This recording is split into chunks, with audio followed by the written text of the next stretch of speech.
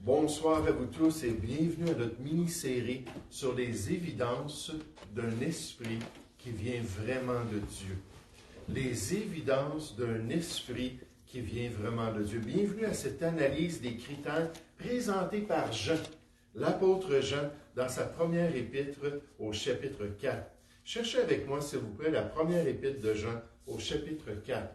Alors qu'on va relire le passage principal qui nous présente ces 5 évidences d'un esprit qui vient vraiment de Dieu.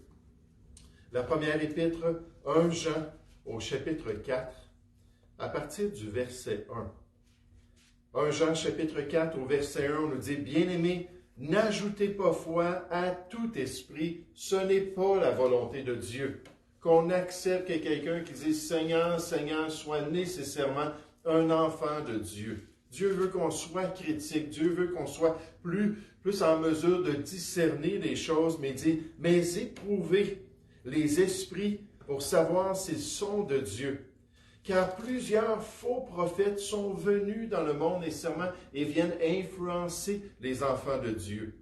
Reconnaissez à ceci l'Esprit de Dieu. Tout esprit qui se déclare publiquement pour Jésus-Christ, venu en chair, est de Dieu. Et tout esprit qui ne se déclare pas publiquement pour Jésus n'est pas de Dieu. C'est celui de l'Antéchrist, c'est-à-dire l'esprit qui va animer un jour l'Antéchrist, dont vous avez appris la venue et qui maintenant est déjà dans le monde. Vous, petits-enfants, vous êtes de Dieu, et vous les avez vaincus, ces gens qui ne sont pas de Dieu. Parce que celui qui est en vous est plus grand que celui qui est dans le monde. Ça m'encourage toujours de me rappeler ça. Celui qui est en moi est plus grand que l'esprit qui se trouve dans ce monde. Verset 5. Eux, ils sont du monde. C'est pourquoi ils parlent d'après le monde et le monde les écoute. Nous sommes de Dieu. Celui qui connaît Dieu nous écoute. Celui qui n'est pas de Dieu ne nous écoute pas.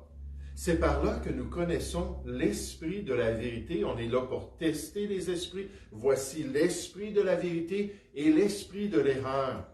Bien-aimés, aimons-nous les uns les autres, car l'amour est de Dieu, une autre caractéristique de celui qui connaît Dieu. Et quiconque aime est né de Dieu et connaît Dieu. Celui qui n'aime pas n'a pas connu Dieu, car Dieu est d'amour. On va revenir un peu plus tard à cette évidence-là, encore une fois, de l'amour pour discerner les chrétiens.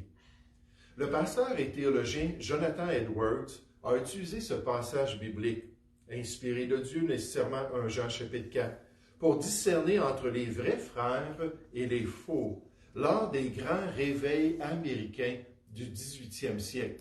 Lorsqu'on regarde l'histoire de l'Église chrétienne, les réveils aux États-Unis, il y en a eu aussi en Europe, mais aux États-Unis au 18e siècle, ça a été un événement très, très important dans l'histoire des Églises, l'histoire du christianisme.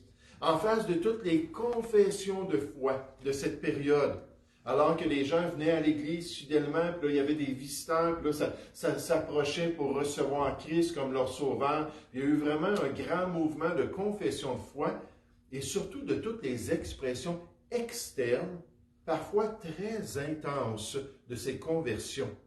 Jonathan a dû analyser le phénomène populaire pour voir s'il venait vraiment de Dieu. Et surtout en face des critiques et des questionnements de ses amis qui étaient des pasteurs puritains. On pourrait dire les conservateurs de l'époque. Un peu comme aujourd'hui, certains baptistes et certains dans les regroupements des frères chrétiens qui sont plus conservateurs, qui ne mettent pas l'accent nécessairement sur toute la question émotive, et toute la question d'expression lorsque quelqu'un est converti et se tourne vers le Seigneur.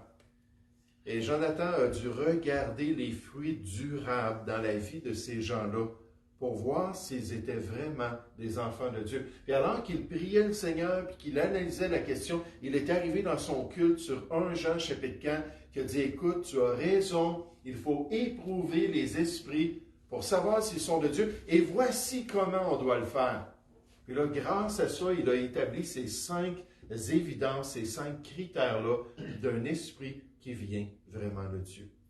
Et vous savez, à notre époque, on a exactement la même responsabilité. Le Seigneur s'attend que l'Église chrétienne éprouve les esprits pour savoir s'ils sont vraiment de Dieu. C'est un impératif biblique qui s'applique aussi dans notre contexte particulier. L'Église doit donc considérer l'influence durable dans la vie de ceux qui se disent chrétiens pour voir s'ils indiquent une vraie relation avec Dieu. S'ils honorent réellement le Seigneur Jésus, s'ils disent, on a vu ça comme premier critère, s'ils disent la vérité sur le Christ, la vérité sur la personne de Jésus et sur son salut. L'apôtre Paul a dit aux chrétiens dans les églises de la Galatie qui, malheureusement, au premier siècle, n'avaient pas pratiqué cet impératif biblique d'éprouver les esprits. Il leur a dit concernant leur assemblée chrétienne, il leur a dit que si quelqu'un leur avait annoncé un autre évangile de celui qu'ils avaient reçu lorsque Paul est venu prêcher, un apôtre de Christ, mais qu'il soit anathème. Galates 1 au verset 9. Si quelqu'un, je le répète, vient annoncer un autre évangile que celui qui se trouve réellement dans le plan de Dieu et dans la parole de Dieu, qu'il soit anathème. Si on touche à la question de Jésus et de l'œuvre qu'il a accomplie, la Bible nous dit qu'un tel croyant soit voué à la destruction à cause de son hérésie. Donc, c'est vraiment quelque chose de très important que quelqu'un soit attaché à la vérité concernant le Seigneur Jésus. L'Esprit de Dieu va l'aider à comprendre qui est Jésus, va l'aider à saisir son identité et va l'aider à bien présenter le salut qu'il a accompli. Et ça, c'est le premier critère, la première évidence qu'on a vue, dire la vérité sur Jésus. De même, deuxièmement, on a vu qu'il faut examiner en tant qu'Église si un chrétien est attaché au monde et à ses convoitises ou s'il est attaché au royaume de Dieu. Là, on parle des caractéristiques de la personne, on parle de son style de vie, on parle de ses paroles, on parle de son cœur. Est-ce que c'est quelqu'un qui voit les choses de ce monde? Est-ce que c'est quelqu'un qui est attaché seulement à la terre et aux désirs qui sont populaires dans notre société, les désirs de l'homme naturel qui ne connaît pas Dieu? Est-ce qu'il y a une indication d'un changement d'allégeance envers les choses de Dieu plutôt que les choses de ce monde? Rappelez-vous de la définition de la conversion.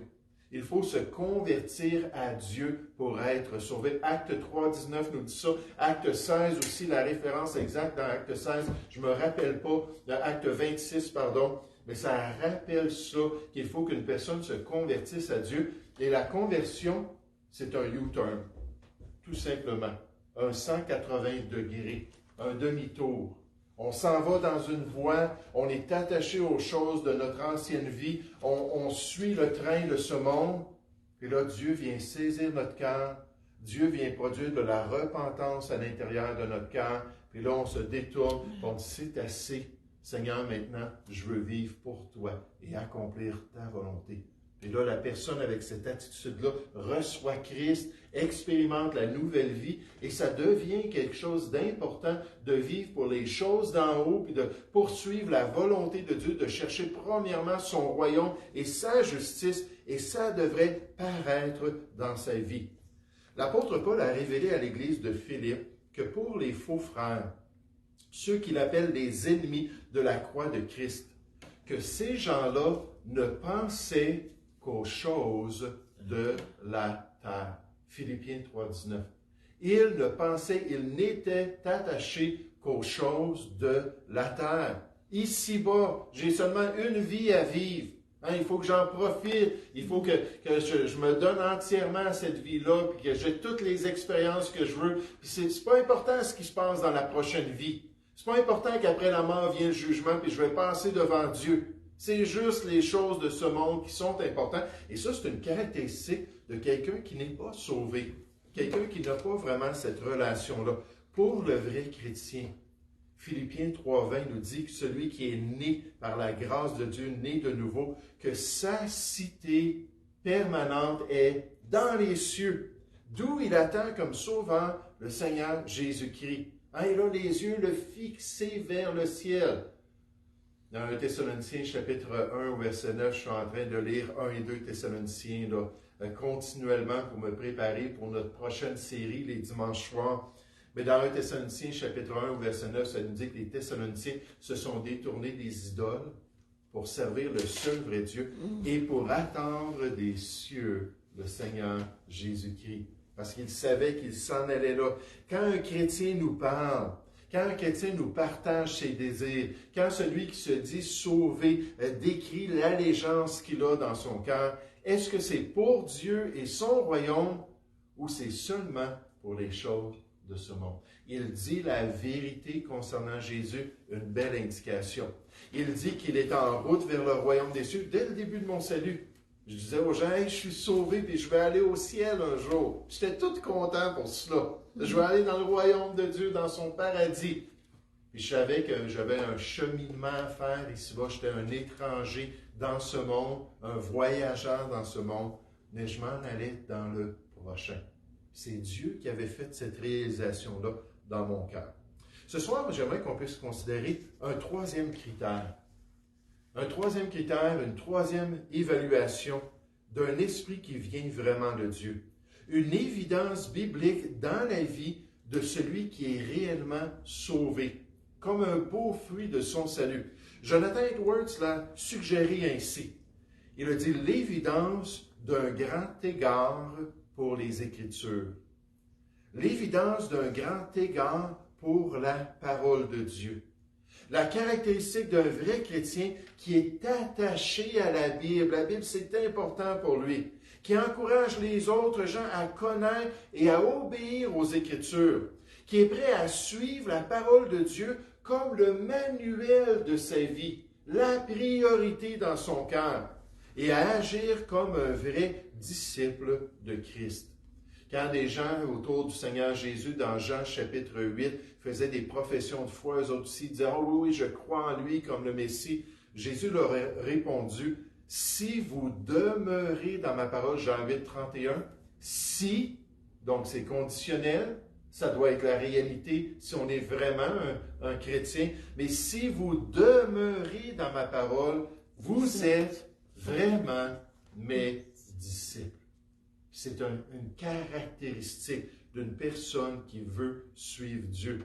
Et l'esprit qui vient de Dieu va pousser le vrai chrétien à aimer et à faire la promotion de la parole de Dieu comme le grand manuel dans la vie de l'Église chrétienne. Jonathan Edwards l'a exprimé ici.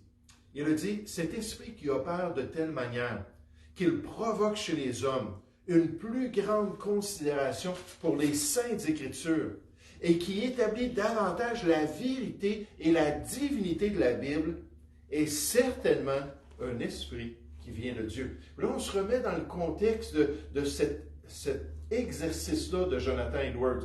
Il y avait plein de monde dans toutes les dénominations chrétiennes qui entendaient des messages bibliques, qui entendaient des fois même des messages qui ne partageaient même pas l'Évangile. Là, les gens s'avançaient et disaient « J'ai besoin d'être sauvé, qu'est-ce que je peux faire pour être pardonné? » Là, il y avait ce mouvement-là qui a duré des décennies pendant ce réveil-là.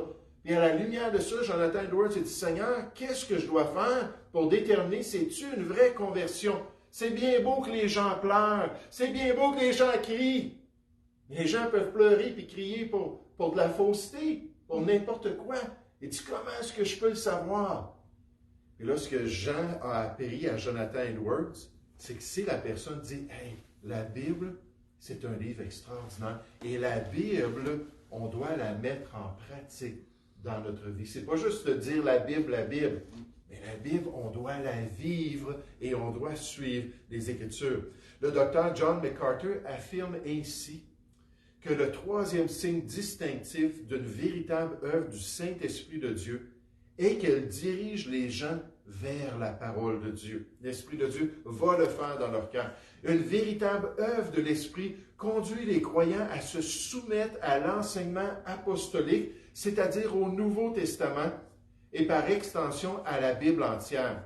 Il les guide vers une plus grande appréciation et un plus grand amour des Écritures. À l'inverse, les faux prophètes déprécient toujours la parole de Dieu, en y ajoutant leurs propres idées et traditions et en déformant le sens des Écritures, comme le confirme Pierre. Tournez avec moi dans la deuxième épître de Pierre. J'aimerais qu'on puisse aller voir ce passage-là, où Pierre parle de cette réalité-là en face des Écritures. La deuxième épître de Pierre au chapitre 3. 2 Pierre, chapitre 3.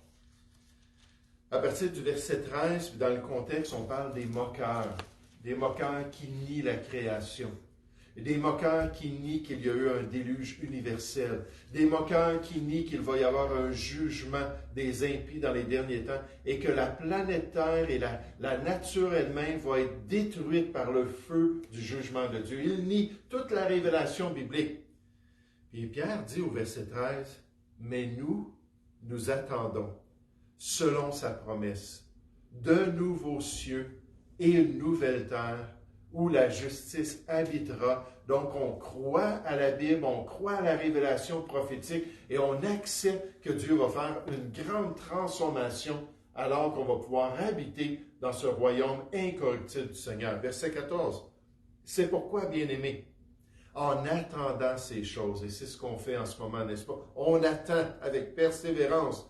En attendant ces choses, appliquez-vous à être trouvés par lui sans tache et irrépréhensible dans la paix. Qu'il vienne nous trouver, qu'on soit en communion avec le Seigneur, qu'on accomplisse sa volonté. Il dit, croyez que la patience de notre Seigneur est votre salut. Comme notre bien-aimé frère Paul vous l'a aussi écrit, selon la sagesse qui lui a été donnée en parlant des 13 épîtres de l'apôtre Paul dans le Nouveau Testament. Il dit ça, c'est inspiré de Dieu, là. Et Dieu lui a montré là, ces vérités spirituelles-là. Verset 16, c'est ce qu'il fait dans toutes les lettres, toutes les épîtres de Paul, où il parle de ces choses dans lesquelles il y a des points difficiles à comprendre. Puis je peux imaginer Pierre qui prenait une des épîtres, l'épître aux Corinthiens, puis il commençait à regarder ça, puis dire, c'est poussé pas mal. Ou l'épître aux Romains, wow, c'est de la grosse théologie dans tout ça. Peu importe ce qu'il lisait de Paul, il disait, wow, c'est Dieu qui lui a donné ça, cette sagesse-là. Et c'est quand même complexe pour moi qui suis un pauvre pécheur, pas pécheur, mais il était pécheur aussi et pécheur. Mais il dit, c'est assez complexe. Il dit, dans lesquels il y a des points difficiles à comprendre, dont les personnes ignorantes et mal affirmées tordent le sens. Littéralement, le mot ici, ça veut dire malmener ou torturer quelqu'un. C'était quand on amenait quelqu'un en prison, puis qu'on voulait lui donner la question en le battant, puis ainsi de suite, pour qu'il puisse répondre et nous donner les informations qu'on voulait. Et là, c'est prendre la Bible, puis commencer à tout changer ce qu'elle dit, puis à tout déformer son message. Il dit, comme celui des autres Écritures, pour leur propre ruine. Vous donc, bien-aimés, qui êtes avertis, mettez-vous sur vos gardes, de peur qu'entraînés par l'égarement des impies, vous ne veniez qu'à déchoir de votre fermeté si des frères, qui sont des faux frères, viennent vous affecter en changeant le sens des Écritures.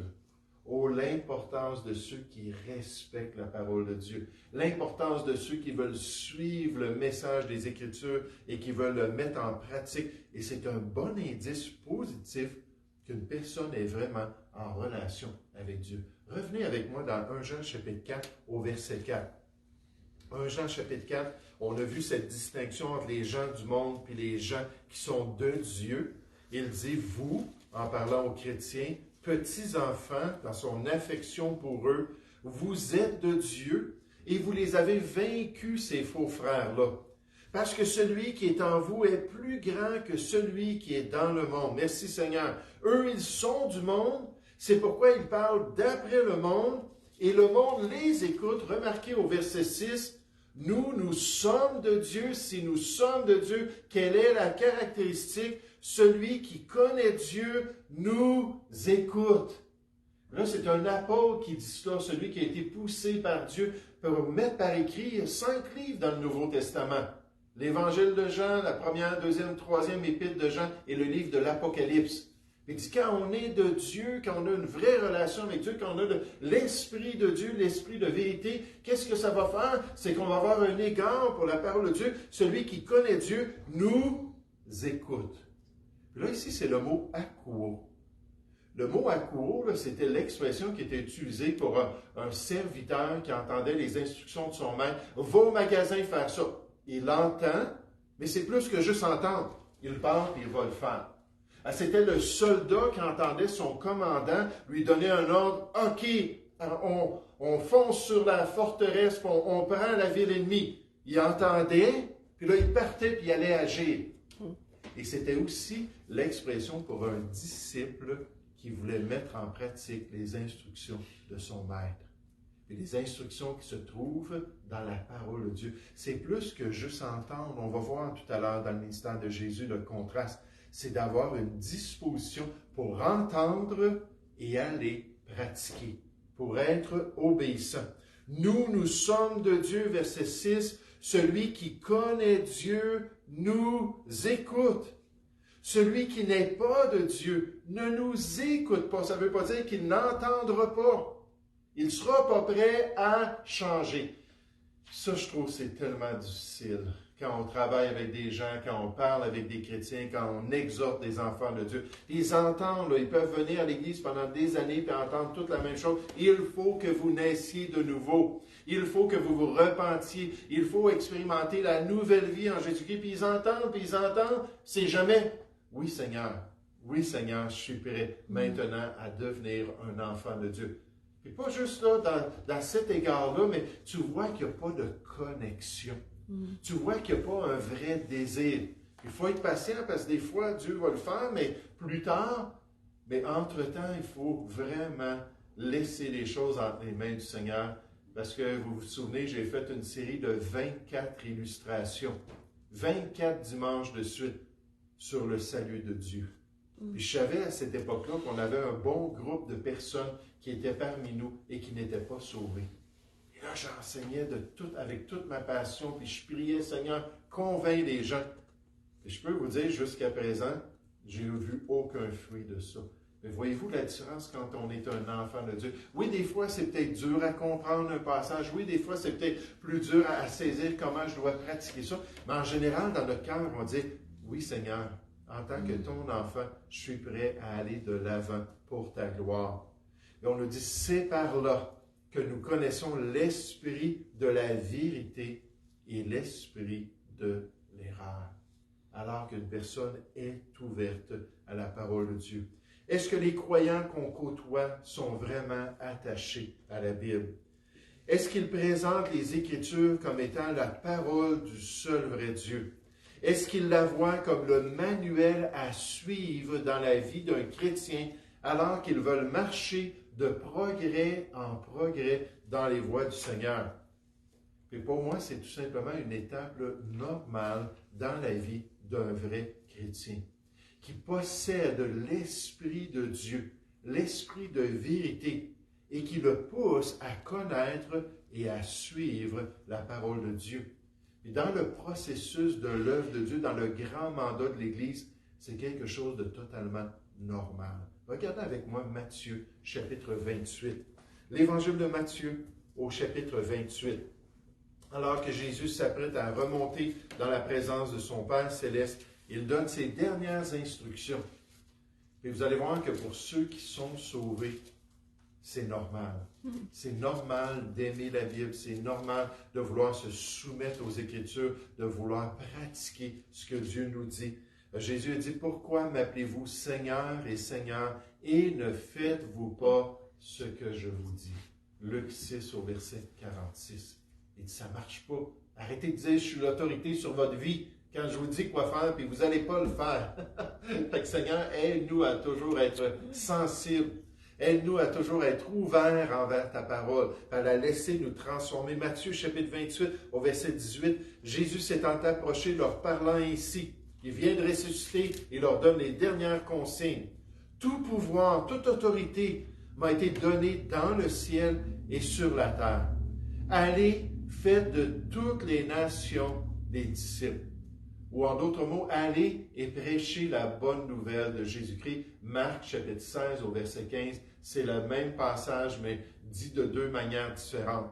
Mais allez et faites de toutes les nations des disciples, présentez la bonne nouvelle aux gens pour qu'ils soient sauvés.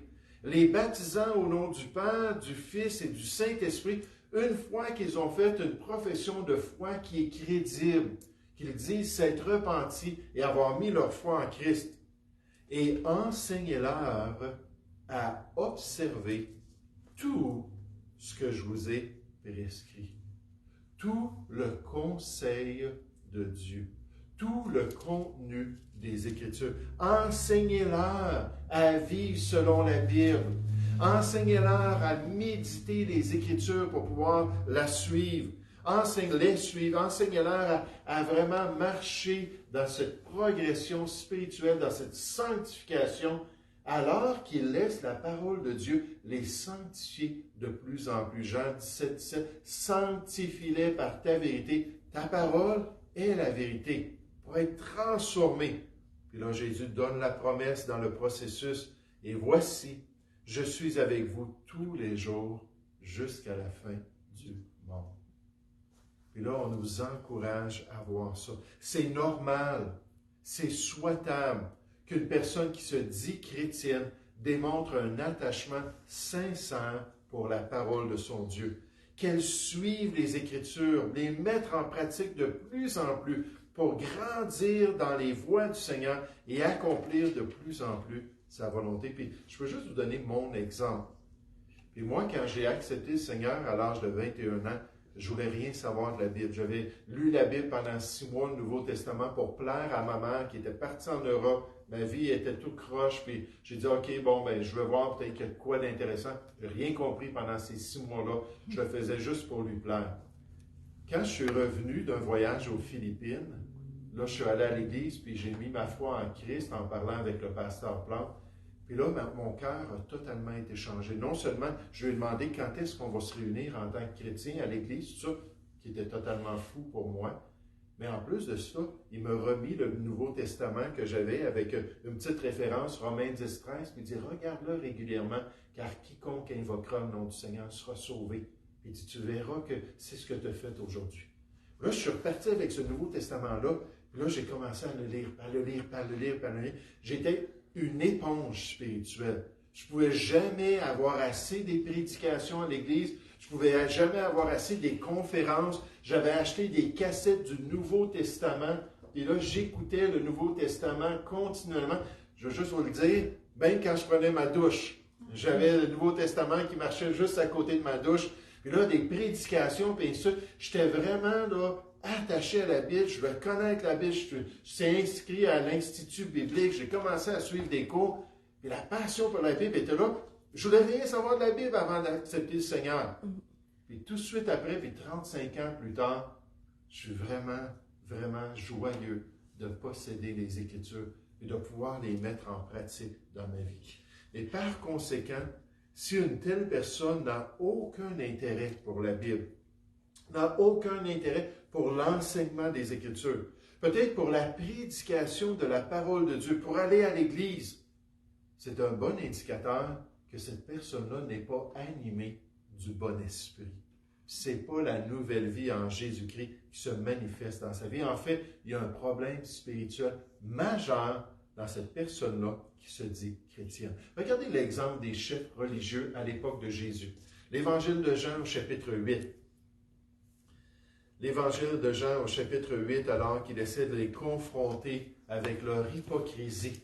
Eux qui disaient être des serviteurs du Dieu très haut. Eux qui faisaient toutes sortes de rituels, puis toutes sortes de manifestations là, d'une vie de consécration à Dieu, puis une vie de piété envers Dieu.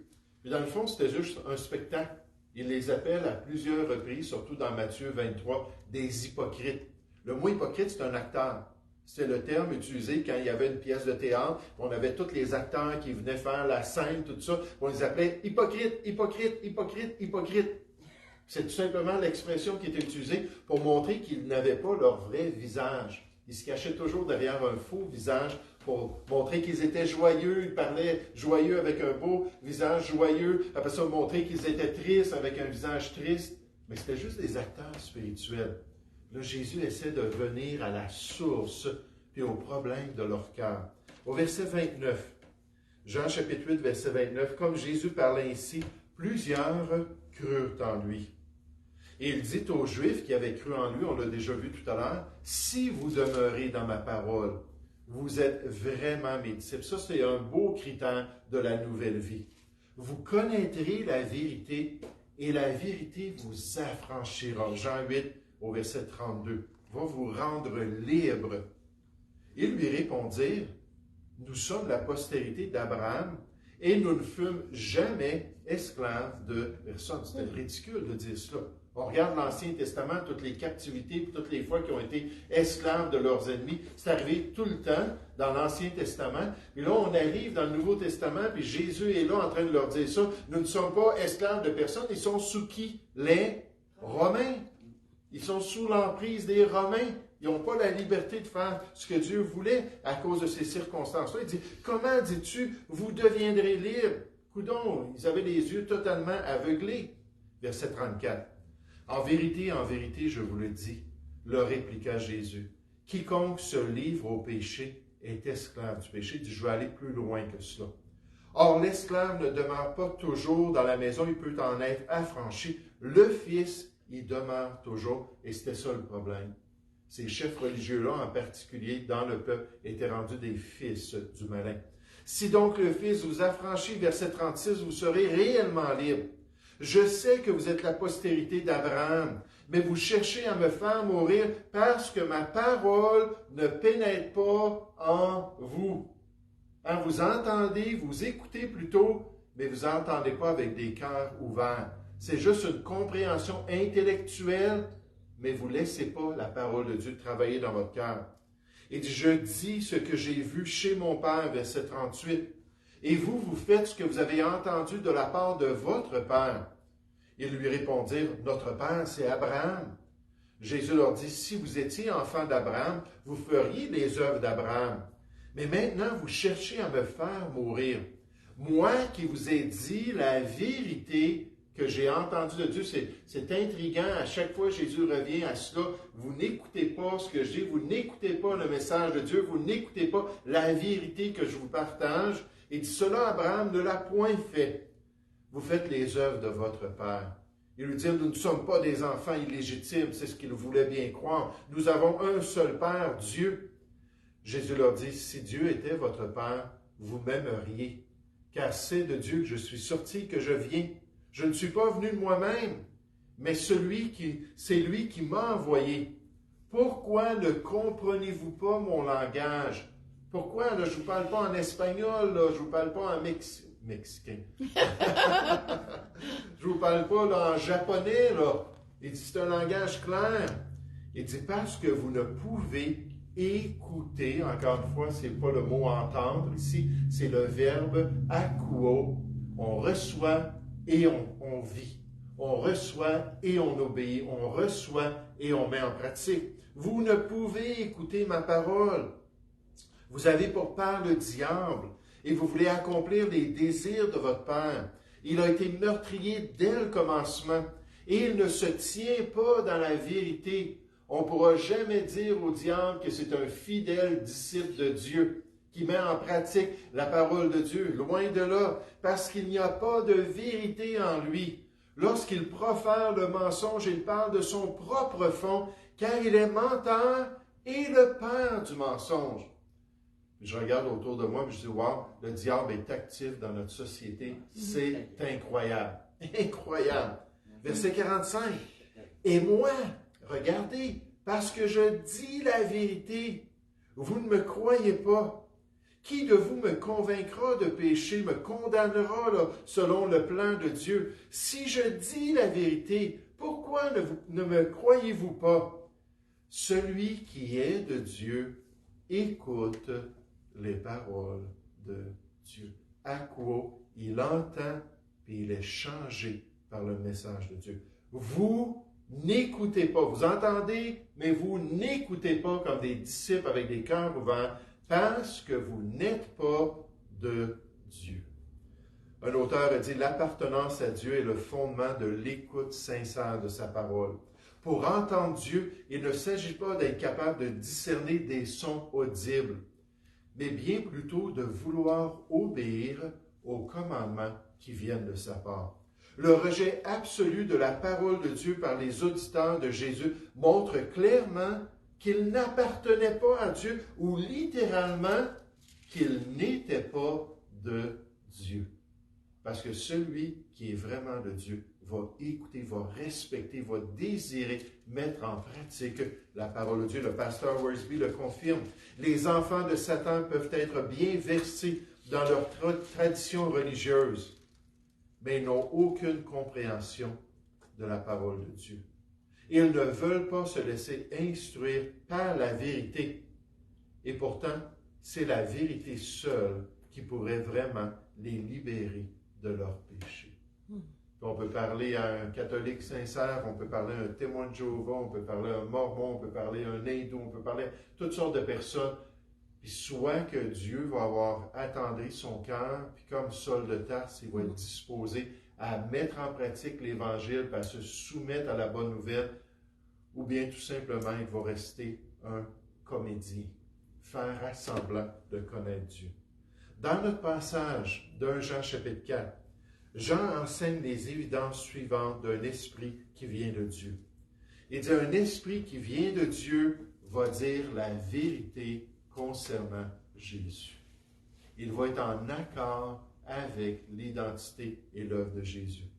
Un esprit qui vient de Dieu est un esprit qui est attaché au prochain monde, alors qu'il va quitter ce monde et aller dans la présence du Seigneur. Un esprit qui vient vraiment de Dieu va aimer et mettre en pratique les instructions de la parole de Dieu. Oh, ça va être dynamique dans sa vie. Il va se laisser toucher, il va se laisser transformer. Puis en tant que chrétien, puis en tant qu'Église, Dieu nous dit, ayez donc ce discernement-là pour voir entre les vrais frères et les faux frères et vous-même marcher dans les voies du Seigneur pour lui être agréable. Nous allons prier ensemble. Père Céleste, merci encore une fois pour ce beau passage des Écritures. Merci pour ces réalités, Père, qui nous confrontent ce soir avec le fait qu'il y a beaucoup de gens qui disent Seigneur, Seigneur autour de nous, beaucoup de gens qui se disent chrétiens, qui se disent sauvés. Mais le vrai critère, Seigneur, c'est lorsqu'on leur présente le message de la Bible, lorsqu'on les confronte avec les vérités des Écritures. Est-ce que ces gens-là vont recevoir le message avec joie? Est-ce que ces personnes-là vont se soumettre au plan de Dieu? Ou est-ce qu'il va y avoir une résistance, une réaction, et des gens qui vont se détourner de ta volonté? Ô Père Céleste, quelle vanité de dire que nous sommes chrétiens lorsqu'on ne l'est pas. Quelle vanité de dire le nom Seigneur, Seigneur lorsqu'on ne se soumet pas. Et quelle vanité de dire qu'on veut suivre la Bible lorsque ce n'est pas la réalité. Aide-nous à avoir ce discernement, nous te prions, au nom du Seigneur Jésus.